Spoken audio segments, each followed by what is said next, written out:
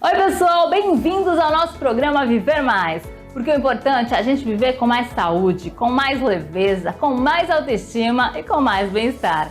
Começando com um recadinho especial para vocês.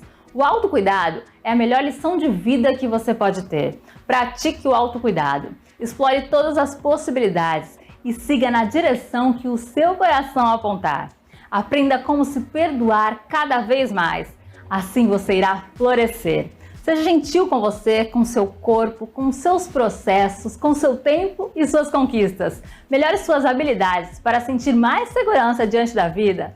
Invista na ampliação do seu imaginário para aumentar a visualização de possibilidades. Aprenda coisas novas para cultivar pensamentos positivos e cuide da mente. Autocuidado é preocupar-se consigo mesmo. É fazer escolhas que vão te fazer bem hoje e no futuro. É praticar ações que visam a preservação da sua vida e do seu bem-estar. Acolha-se, não se cobre tanto e respeite os seus momentos. Cuide-se bem, você merece. Bom, e hoje nosso programa está cheio de informações importantes e eu tenho certeza que vocês vão adorar. A gente vai conversar com uma gastroenterologista falando sobre prevenção e tratamento de câncer coloretal. Vamos falar também com um endocrinologista falando sobre os riscos da obesidade, diabetes e doenças na tireoide. Fica aí que é já já! Bom, e agora eu vou receber a doutora Caroline Gomes. Ela é médica gastroenterologista e hoje veio falar sobre a importância da prevenção, diagnóstico e tratamento do câncer do cólon e do reto, câncer do intestino, né? Coloretal. Tudo bom, doutora? Tudo bom Dia, Paula. Prazer estar aqui. Prazer é nosso, né? E falando sobre esse câncer que a gente tem visto, a gente costuma acompanhar famosos, né? Claro. O que está na atualidade. Muita gente tem tido esse câncer, né? Coloretal. Explica pra gente o que seria esse câncer, né? E por que também tem tanta incidência, né, de pessoas com câncer? Então, a incidência tem aumentado realmente, mas às vezes é porque, como dizer, ela não tem aumentado tanto, mas a gente percebe que qualquer pessoa está sujeita a apresentar câncer de intestino, porque ele é o terceiro câncer mais frequente na população. Ele só perde para o câncer de mama nas mulheres e para o câncer de próstata nos homens. Então, daí você percebe que muitas pessoas vão, né, ser diagnosticadas, infelizmente, com esse câncer, e a nossa luta, né, com essa conscientização, com essa conversa, é que a gente consiga fazer diagnósticos mais precoces. Talvez não seja um aumento, talvez eles estejam expondo mais para as pessoas se conscientizarem e talvez a prevenção, né? O que você pode falar sobre prevenção? Quais são os cuidados para a gente, de repente, ver o câncer, diagnosticar no início, né? E não ter uma progressão difícil de curar? Isso é muito importante a gente falar, porque a prevenção nesse tipo de câncer, porque ele é um câncer que ele não aparece de uma hora para outra. Ele leva anos para ir crescendo, né, no intestino. Então, ele dá tempo para a gente fazer esse diagnóstico precoce. Os fatores de risco, né, antes da gente falar da prevenção, assim, pessoas acima dos 50 anos, né, uma dieta pobre em fibras, pessoas que não comem muito legumes, muitas verduras, pessoas que têm também uma dieta rica em carnes vermelhas, carnes processadas. Às vezes a gente acha que uma salsicha, uma linguiça, comer diariamente ou muito frequente, isso também é ruim. E eu sempre falo até com meus pacientes que o peito de peru, o famoso peito de peru, que todo mundo acha que está fitness, que está comendo peito de peru, entra também nesses alimentos processados, né? Então, também devem ser evitados. E, além dessa dieta, tem outros fatores. O tabagismo, pessoas que fumam, pessoas que têm um consumo de álcool alto, né, ou frequente, pessoas também que têm a doença do diabetes mellitus tipo 2, que não é controlada. Se você tem um diabetes e está controlado, ótimo, sua chance de ter câncer é de uma pessoa, né, normal e não teria esse aumento, mas precisa controlar a sua doença. E além disso, tem mais dois fatores que são muito importantes, que é a obesidade e o sedentarismo, a inatividade física. Então a gente sempre orienta que os pacientes tenham uma vida mais ativa, que tenham uma alimentação melhor, né? Para que a gente consiga prevenir que apareça, né, esse câncer, e que a gente consiga, nessa fase, né, inicial, fazer um diagnóstico precoce. Que exame que a pessoa, acredito que você falou que é durante anos, então ela não, às vezes não tem nem sintomas, né? Fala pra gente primeiro os sintomas que ela pode estar sentindo e como que ela faz, quando que ela deve procurar e fazer exames, né, para prevenir. O principal sintoma ou sinal que a gente percebe seriam a alteração do seu intestino. Por exemplo, você sempre vai ao banheiro diariamente, regularmente, e do nada aquilo ali muda. Você começa a ficar mais trancada. Ou o contrário, você sempre teve uma dificuldade de ir ao banheiro e agora está indo todos os dias. Se isso às vezes é por um medicamento que você tenha tomado, alguma alteração alimentar que está melhorando, né, o seu intestino, tudo bem. Mas se não tem nenhum fator que causa isso, vale a pena investigar, vale a pena você procurar o médico para ele fazer uma investigação. Além disso, a alteração, né, do hábito intestinal, a forma das fezes, se as fezes estão saindo um pouco mais finas, tem também o sangramento, que às vezes sai sangue junto com as fezes.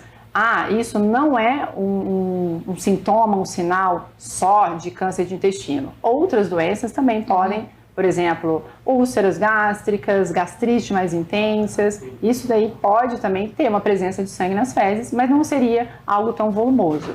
Também seria necessário a gente fazer uma investigação melhor nisso daí. Aí são sintomas que poderiam aparecer em estágios às vezes mais avançados, que seria uma massa, você palparia no seu abdômen alguma massa, alguma protuberância que anteriormente você não tinha notado.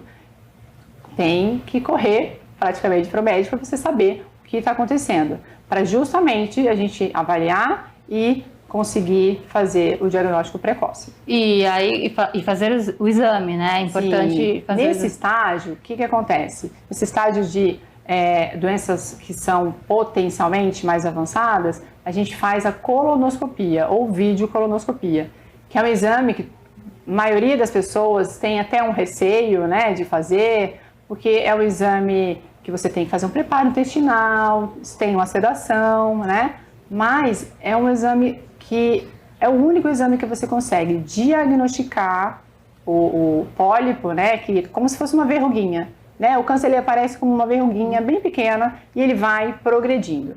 Então a colonoscopia dá essa oportunidade para a gente de fazer esse diagnóstico ainda inicial, retirar aquele pólipo e mandar para análise. Então, é o único exame que você consegue fazer um diagnóstico e já fazer o tratamento. Então, até justamente para poder ter um tratamento que não seja tardio. E como que é, por exemplo, o tratamento? Como a gente está falando, quando que precisa fazer a cirurgia? Já está num estágio mais avançado, né? Sim. E qual a possibilidade de cura? Quanto antes, melhor, claro. Quanto antes, melhor. Cerca de 90% dos cânceres de intestino são totalmente tratáveis e curáveis, se feitos o diagnóstico, né, em tempo hábil, né, nesses estágios mais precoces. Um carcinoma que ainda está localizado apenas no intestino, né, porque os estágios vão aumentando à medida que o câncer aumenta e se espalha dentro do nosso abdômen. E aí seriam tratamentos que envolveriam quimioterapia, radioterapia, dependendo se for mais no reto, cirurgias. Então, esses tratamentos são reservados para esses casos mais avançados. E também assim, com uma chance de cura não tão boa quanto se tivesse sido diagnosticado bem antes. Obrigada por ter esclarecido tantas coisas aqui. Acredito que é muito comum, né? Não deveria ser, né? Como a gente falou. O problema de intestino, acredito que seja mais como mais câncer. A gente tem que tomar muito cuidado e ir num profissional, né, especializado e fazer o exame, não ter medo de fazer o exame, né? Obrigada pela participação. Passa o seu contato, Paula, aqui para quem quiser te conhecer, quem quiser ir, né, no seu consultório, na sua clínica. Só me procurar no site www.doutoracarolinegomes.com.br. É isso, obrigada pela participação. De nada, muito obrigada pelo convite. É isso, gente. Cuidar da saúde sempre em primeiro lugar.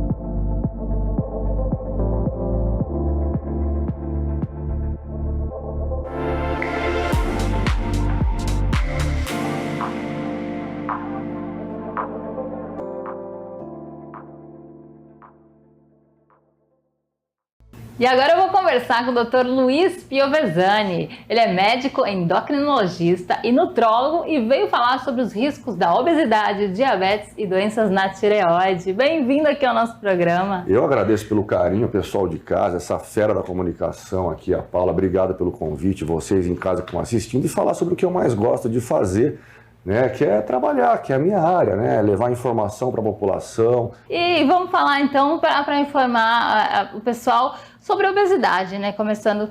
Hoje em dia, você acha que as pessoas elas procuram emagrecer por estética, ou você acha que quando está chegando e vendo que é uma doença, porque realmente é uma doença, muita gente até acha que não é doença, né? Até quer mostrar como tem influências no... Eu vou fazer até uma brincadeira que é uma coisa séria que acontece muito no consultório. Então as pessoas projetam o verão, né? Então as pessoas colocam às vezes até a saúde em risco em consequência de estética. Então é uma pergunta que eu sempre faço no consultório. Chega um paciente, né, em obesidade, eu pergunto para ele: olha, se eu atender um paciente com peso perfeito, eu tenho um peso bom só pelo meu peso, você consegue olhar para mim e falar que eu estou saudável ou doente só pelo meu peso? O paciente ele fala: não, doutor, não dá. Eu sempre falei: o paciente obeso só pela obesidade, eu posso falar que ele está saudável ou doente? A maior parte fala: não, preciso fazer exame. E não é verdade.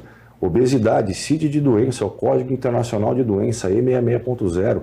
Então, todos os pacientes de obesidade, claro, a obesidade é o processo inflamatório tecido adiposo, quanto maior o grau da obesidade, mais grave é a doença, né? Mas o paciente em condições de obesidade, ele está doente, ele está inflamado e precisa perder peso. A obesidade é um grande problema de saúde pública, inclusive. A gente tem que alertar, né? E tem que falar realmente. E às vezes, até quem não está aparentemente, né, obeso, você pode também até fazer exames, eu mesma já fiz, e você tá meio que acima. Eu até comentei com o doutor que a gente quer ganhar massa e acaba ganhando mais gordura, né? Então, assim, tem gente que aparentemente é mais magro, mas também tá precisando se cuidar nesse sentido, né? Isso.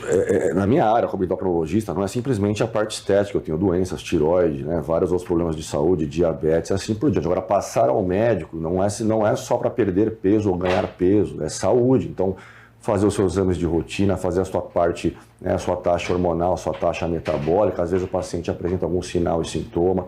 Então, sempre deve ser investigado isso. Agora, é verdade que você falou, uma boa parte da população tem o peso perfeito. Quando você vai investigar a distribuição corporal está errada, né? E então, até prejudicial para uma futura diabetes. Com certeza. Então, o paciente tem o peso perfeito, mas uma gordura acumulada na região abdominal. É uma síndrome metabólica, uma resistência à insulina. Então, esse paciente ele precisa, mesmo tendo o peso ok, ele precisa, pessoal, corrigir, né, esse desarranjo corporal, né, essa má distribuição corporal. Então, não é só peso, né? Alguns médicos falam que peso não é importante. Peso é importante, mas o mais importante é a distribuição corporal. E também o próprio peso, a gente entrando nesse assunto, a gente falou de diabetes também, né? Ele pode alterar também a tireoide, né? Explica um pouquinho sobre a alteração da tireoide e que tem a ver também com isso, né? A obesidade, ela pode ser secundária a diversas doenças e pode gerar outras doenças, né? Então, da obesidade, o aumento do peso, eu começo a ter uma sobrecarga cardíaca, uma sobrecarga ventricular. Então, aumenta o meu risco cardíaco, né? Eu posso começar a ter aumento de pressão, síndrome metabólica, diabetes, alteração hormonal e assim por diante. Agora, por exemplo, a tireoide controla a nossa parte metabólica. Se eu tiver um déficit hormonal tiroidiano, eu vou ter uma dificuldade maior de emagrecer. Agora, o que acontece muito é, o paciente ele fala: doutor, aumentei 15, 20 quilos por conta da tireoide. A tireoide não vai fazer isso, obviamente, né? Eu até brinco. Tem gente que fala. Eu até brinco, isso é de todos nós, do ser humano. Então, engordei 15, 20 quilos. Nunca é a pizza, nunca é excesso da feijoada, é o docinho, ou é o sedentarismo. Então, isso é do ser humano. Eu me pego fazendo isso também. Então, a gente acaba transferindo a culpa. A tireoide vai dificultar o paciente. Se tiver descompensado, um hipotireoidismo, dificultar o paciente de perder peso, com certeza, não tenho dúvida disso. Fica o metabolismo mais atrasado, né? O paciente um pouquinho mais lentificado. Agora, aumentei 15, 20 quilos, já não, já é outra história. Explica só um pouquinho o que seria diabetes 1, tipo 1, né? E tipo 2. Tipo 2. O tipo 1 acontece na primeira infância, onde por algum motivo não se tem 100% de certeza, o pâncreas, a célula beta-pancreática que estimula a produção de um hormônio chamado insulina, para de funcionar. Então, a criança ela já começa usando insulina, um hormônio chamado insulina. E nós temos a diabetes do tipo 2, que é a mais comum, geralmente a partir da terceira, quarta, quinta década de vida, onde o paciente ele começa a ganhar peso e ele se torna resistente a esse hormônio chamado insulina. Né? Inclusive, 80% dos casos dos pacientes diabéticos, eles são diabetes do tipo 2. E sempre a mudança de estilo de vida como fator primordial, sempre. Então, vou resumir o que eu falei. A diferença do diabetes do tipo 1 e do tipo 2 é o tipo 1 eu não fabrico o hormônio insulina, então eu já entro com a insulina como tratamento, e o tipo 2 eu fabrico insulina, mas eu sou resistente a este hormônio. E, por exemplo, a reposição hormonal, quando que pode ser feito, quando que deve ser feito, né? Até em relação à própria diabetes, quem tem diabetes, quais são os cuidados, quem que pode fazer? Não, a diabetes na verdade não é uma contraindicação, tá? Agora, reposição hormonal é uma coisa, o que fazem em academia é outra, né? O pessoal se anabolizando e arrumando problema para a cabeça, sério, inclusive porque não se brinca com hormônio. Então, o que é uma reposição? Isso é importante. Aliás, foi uma coisa tão importante que eu até, desculpa, muita gente tem medo justamente, eu confesso que eu sou uma das pessoas que tem um pouco de receio, de fazer reposição por conta disso. Quando se fala em hormônio, vem na cabeça que o pessoal faz em academia, né? E eu recebo muitos recados, às vezes no Instagram, em mídia social, doutor, eu queria repor meu hormônio. Eu falo, calma lá. Reposição hormonal para quem está faltando hormônio. A menopausa, no caso das mulheres, a andropausa, ou algo está acontecendo na minha vida que está fazendo com que eu tenha uma queda hormonal. E é muito comum hoje. Hoje, com o nosso estilo de vida, nossa velocidade de trabalho, afazeres de casa do dia a dia, é muito comum. O paciente entrar no consultório com uma alteração hormonal, tem que começar a ajustar a parte hormonal do paciente. E eu começo a melhorar a qualidade de vida do paciente. Às vezes o paciente não está dormindo direito, né? Está estressado, está ansioso. Então ele começa a ter alterações de hormônio, não só a testosterona, como cortisol, né? Alterações de progesterona, estradiol e assim por diante. Mas vamos falar da reposição hormonal propriamente dita. Vamos falar da menopausa. Então a menopausa é a passagem, né, do período fértil da mulher, onde passa a não ser mais fértil, não conseguir mais ter um período gestacional. Isso varia em média dos 45 aos 55 anos de idade, pessoal. E a reposição hormonal é muito válida, mas sempre se avalia riscos e benefícios. Então é um inquérito, é uma anamnese com o paciente. Estou falando com uma colega dentista, mas para você de casa que não sabe o que é anamnese, isso é uma conversa, né? Ver o histórico do paciente. Se tem um histórico de câncer de endométrio, de mama, né? De familiar principalmente de primeiro grau, como é que estão os exames ginecológicos. Se você não tem nenhuma contraindicação para isso, se coloca o hormônio sim. Inclusive, quando começa a queda hormonal, se aumenta o risco cardiovascular, de incontinência urinária, eu começo a aumentar meu peso, diminuição de libido, déficit cognitivo, pessoal. Então o paciente às vezes ele fica um pouquinho mais esquecido, né, um pouquinho mais agitado, e você começa a repor o hormônio da forma correta e fisiológica, você começa a melhorar a qualidade de vida do paciente, inclusive a osteoporose, né, que é um risco enorme. O paciente entra em osteoporose, principalmente vocês mulheres que estão nos assistindo, numa idade mais avançada, tem uma queda e faz uma fratura de cabeça de fêmur, né? Isso complica demais, né, o retorno do paciente ao dia a dia, né, a caminhar, a andar novamente. E mesmo os homens. Os homens eles também entram nesse período, nós chamamos de andropausa. Então o homem ele começa a ter quedas hormonais geralmente a partir dos 35, 40 anos de idade e entra com os mesmos sinais e sintomas.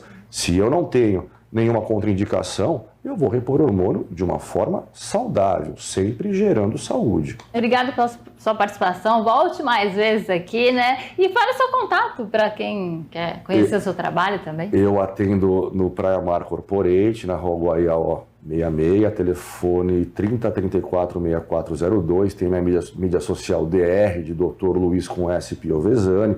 Agradeço demais a Paula, super atenciosa, né, uma entrevista muito legal e temos assuntos aqui para falar horas e horas. Muito bom. É verdade, cuidar, né, principalmente da sua saúde, né, é importantíssimo, é fundamental para a gente ter, né, nossa qualidade de vida e poder viver bem.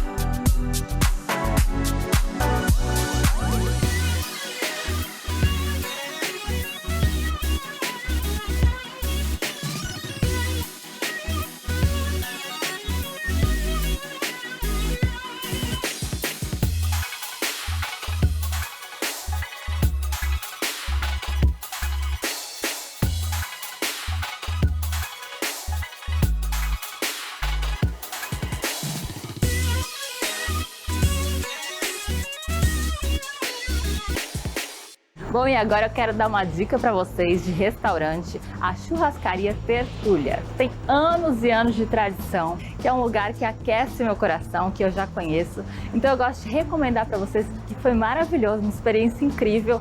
E eu acho que é assim, restaurante tem que ter essa experiência, desde a entrada, os pratos, variedades, rodízio impecável e claro, as carnes, né?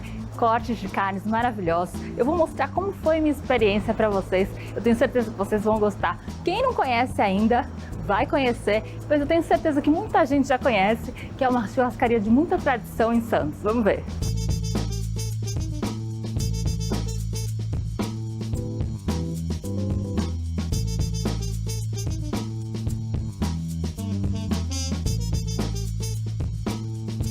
Vocês estão vendo essa experiência deliciosa em todos os sentidos. Logo na entrada a gente já vê o restaurante bem amplo, né? Com a recepção dos garçons. Todo mundo é muito bem acolhido no restaurante, nessa churrascaria maravilhosa, que você já vê várias entradas, frios, para acompanhar o prato principal, que é, claro, a carne, né? A churrascaria com variedade de carnes, todos os cortes que a gente ama, e os garçons são muito dinâmicos, estão sempre na mesa, querendo saber como vocês estão. E então é realmente um ambiente muito agradável, muito aconchegante para você ir com a sua família, com seus amigos. Como vocês estão vendo, vários tipos de carnes, né? Vários cortes nobres da carne, passando várias vezes em todas as mesas, e vocês não têm ideia do sabor. É maravilhoso. Com certeza eu recomendo uma das churrascarias mais diferenciadas, principalmente também da Baixada Santista. Aqui em Santos é tradição a Churrascaria Tertúlia, que tem muita variedade de comida e é muito bom. E junto com os frios, né, que estão à disposição para quando você quiser pegar, voltar, repetir as carnes que são servidas no rodízio, tem também os acompanhamentos, os pratos quentes, muitas variedades também, que eles vão servindo no rodízio.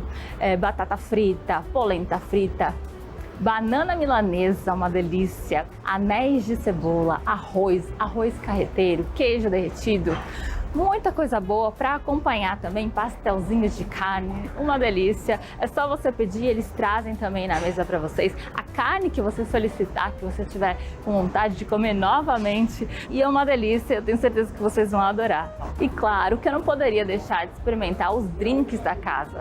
Se você for comer, pede também drink, que eu não saberia escolher. É um mais gostoso que o outro, sabores diferenciados.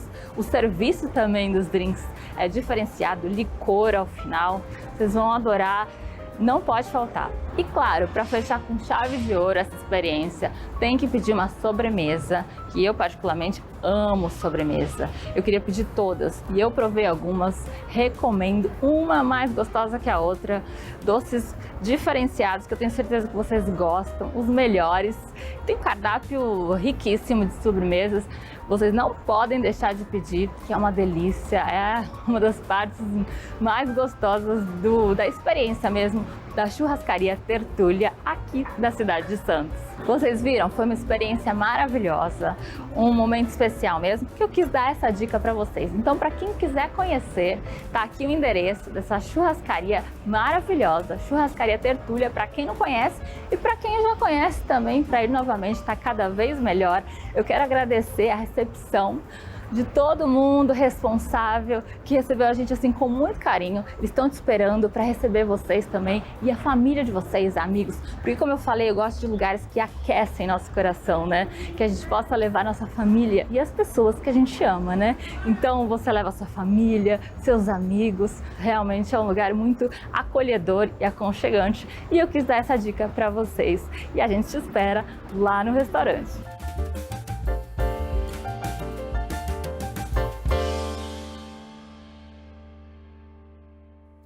Bom, e hoje o nosso programa está terminando. Obrigada sempre pelo carinho e a companhia de vocês. E continuem seguindo nossas redes sociais aqui do programa, minhas redes oficiais também, para a gente conversar, interagir cada vez mais. Vocês são todos muito bem-vindos. A participação de vocês é fundamental para a gente, porque cuidar do outro é um ato de amor. Um grande beijo, fiquem com Deus e até lá!